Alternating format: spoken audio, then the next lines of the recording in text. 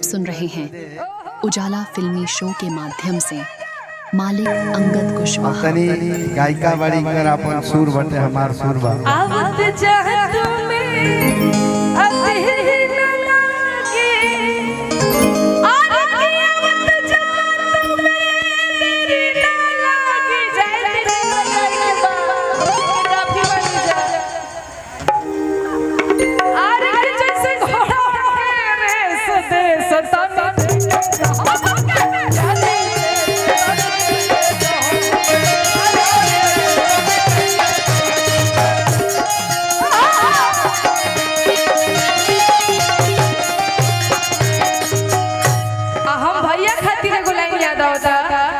हम इंडस्ट्री में अगर केहू के सच्चा दिल से भाई मान ले तो गोपाल भैया के मान ले भाई आई दिल से हम कहत नहीं भैया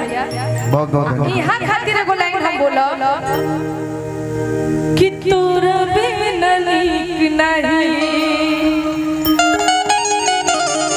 अरे लागे रे सवरिया यो हमरा गुरुजी जी के लिखल श्री प्रसाद केसरी जी के अरे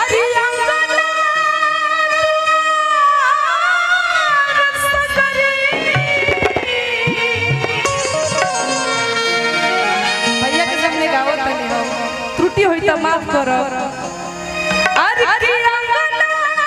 द्वार सगरी अरे तुम बिनु नीक ना लागे रे सवारिया तोरा बिनु नीक ना लागे रे सवारिया तोरा बिनु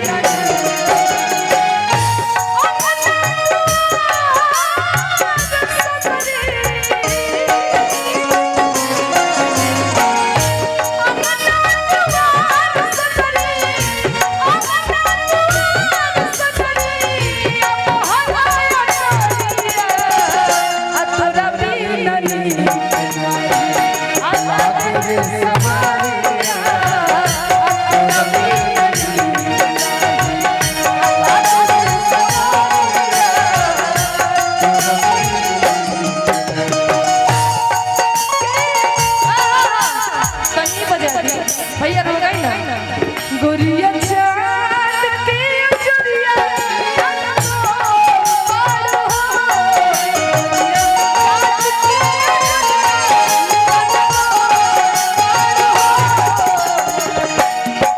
तो हर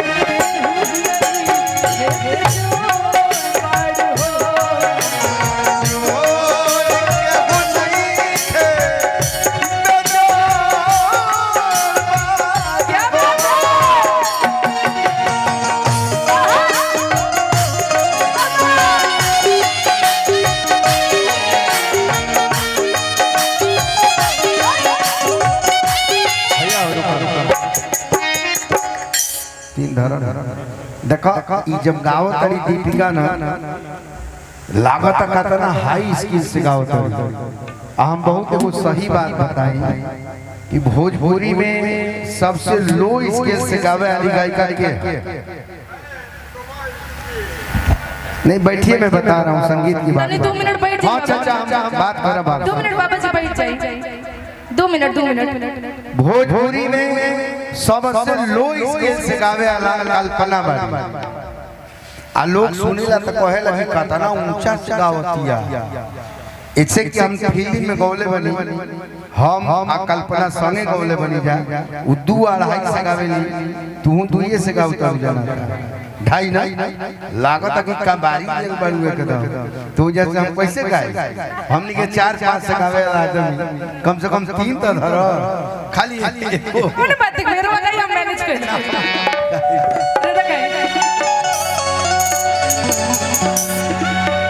अरे उड़ी के तू चल जा पिया उड़ के तू चल जा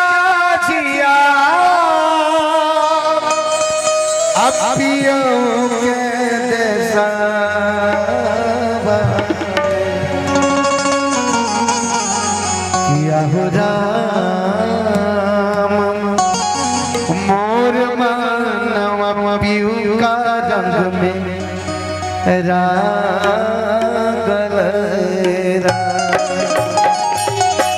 यो भिखारी ठाकुर आवे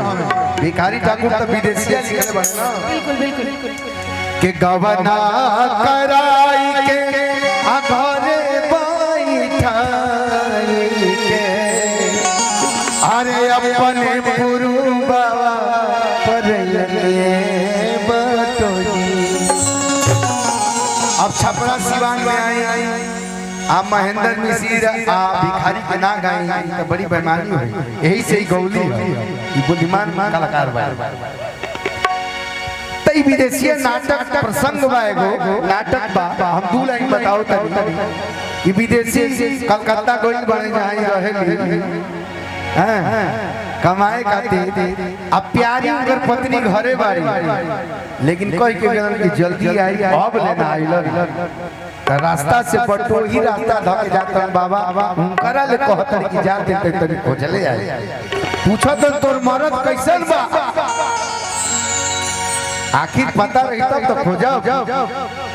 कि कैसन पिया तोर भिखारी ठाकुर बेटा बैठ जाओ 2 मिनट कि कैसन पिया तोर अब करिया की हवन गोर सचमुच रूपावा बता दो प्यारी जाए कहबी हम अब तोहरा ले नहीं अधिका बुझाई जगत प्यारी धनिया। अरे बौराही तोरा से बढ़ा चढ़ा के बात कहब लेकिन बताओ तो तोर मरद कैसन बा आ उहे में एगो लाइन हमरो याद आतर कहि ते एगो खुरखुरा कह दा कि ए हो ना नहीं कही जरूर लेकिन हई बहिया हो जाबे आ कहि ऐसे कि अभी तो बटोही कहले आ प्यारी कहतरी अपना मरद के शकल के फोटो खींचतरी भिखारी ठाकुर के कलम द्वारा कैसे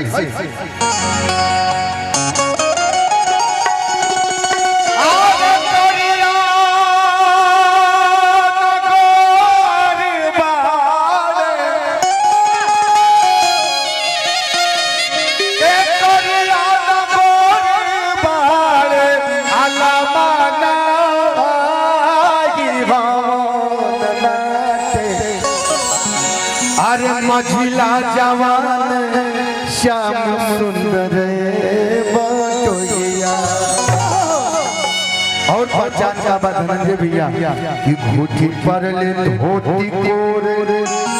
भिखारी ठाकुर की पहचान सुनी एक घड़ी तक कोनो गाना के ओरे छोड़ नहीं के कोनो तुकबंदी नहीं है तुकबंदी खंड खंड में देखे कि घूठी पर ले धोती कोर नकिया सुगा के ठोर सिर पर टोपी छाती चाकर बटोरिया तो मन में सबूर कर अजय शिव हरि घर कहत भिखारी कारज होई प्यारी। अब तो कहा कि हो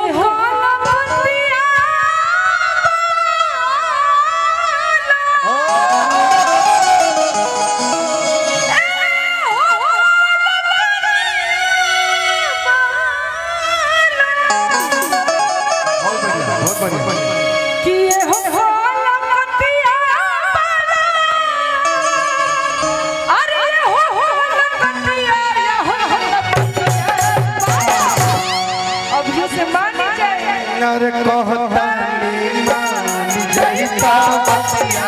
हो कलकतिया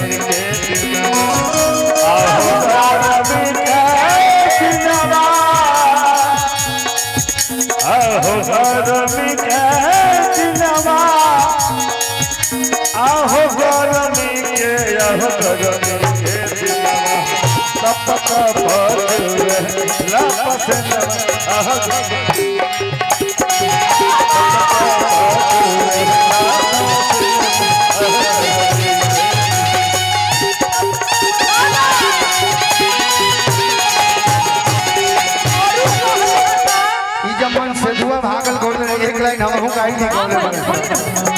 मन से दुआ भागल बोले रहनी हम 2004 में ओही भी गाना बोले रहनी जौने में हो रहे हरिहरिया ए गोरी हिलोर मार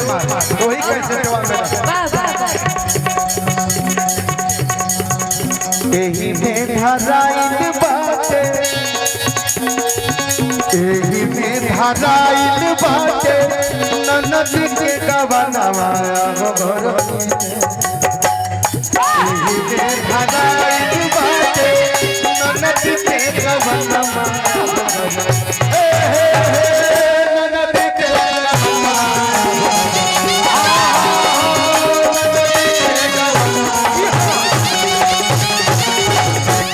सत में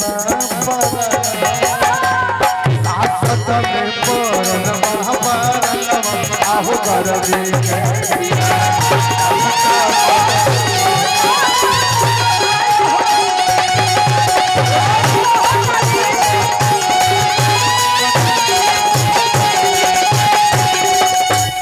एक मिनट आहो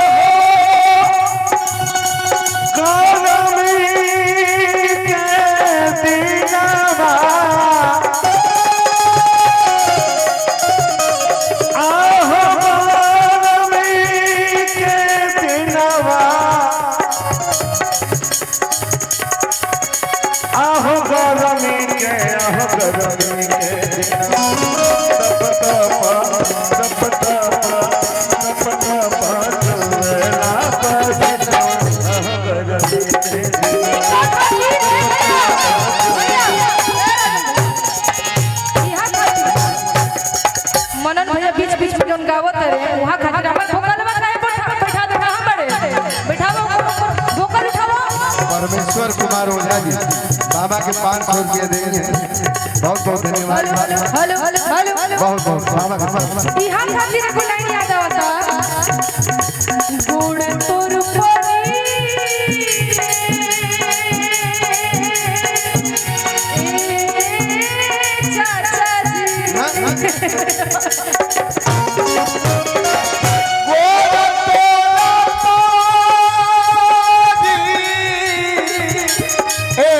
चाचा जी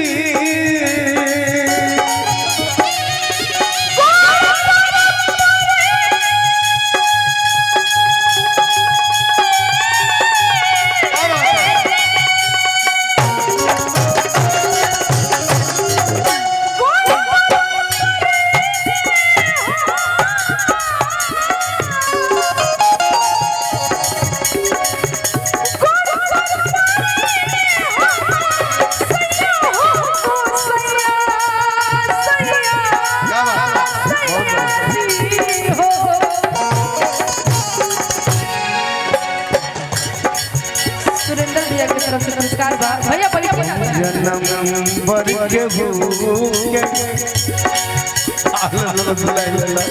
ऐसा नहीं ना चलता है घड़ी हम तो चलाइले सब चलावा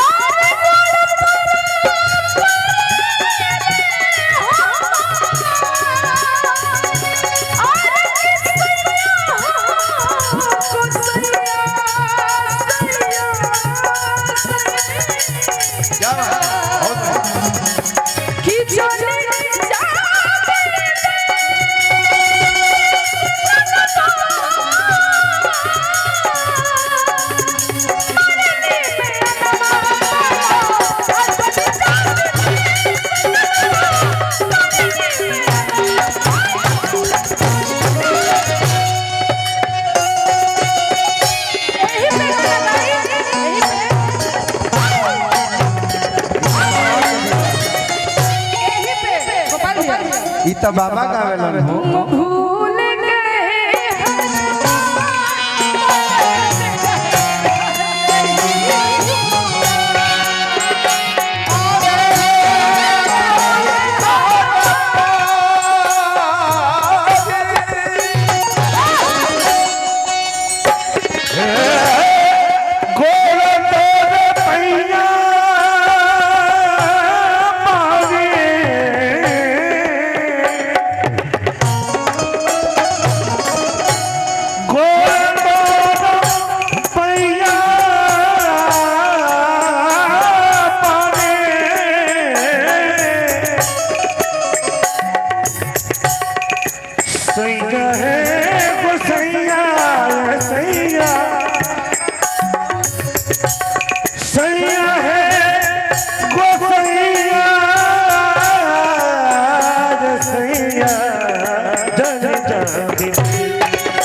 राखो आँखी के समनवा राखो आँखी के समनवा जन जाबी लेकिन बहुत है पाँच रुपया तेरे तो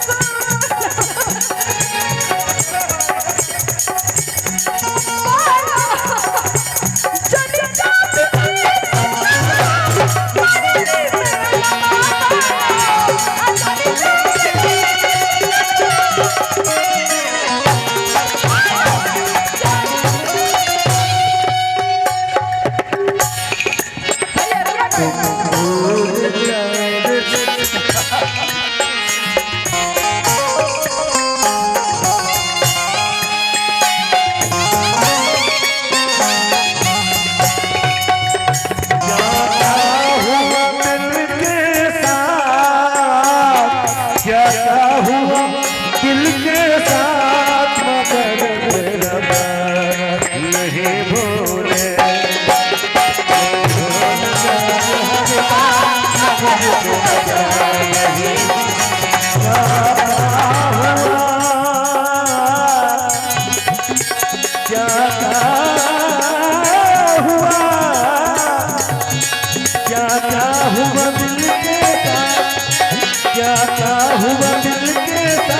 मगर